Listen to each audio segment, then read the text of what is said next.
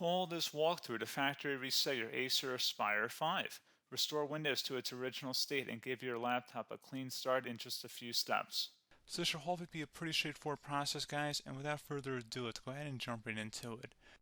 It's supposed to not delete your personal files.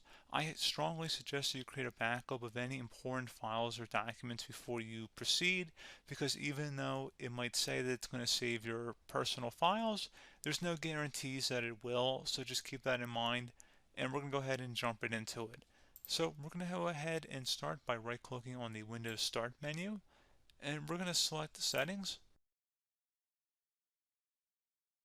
You want to select the system, and then on the right side, scroll down until you get to Recovery.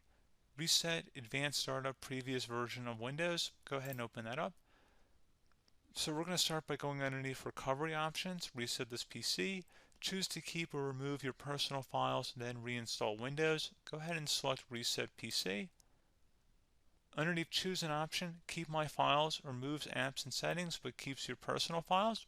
Now, like I said, there's no guarantee, but you still want to create a backup, but we are going to select that for today's tutorial here. And it's going to ask how would you like to reinstall Windows. I usually do a local reinstall, so that's what I'm going to select. And current settings is going to reinstall Windows from this device, and then we're going to select next again. This shouldn't take too long here, guys.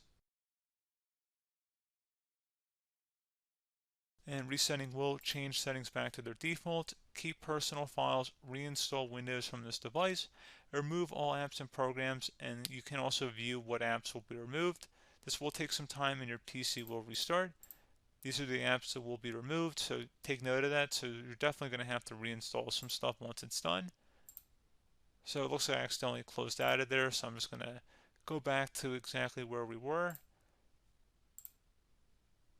And we're just going to go ahead and proceed with the reset here and select reset.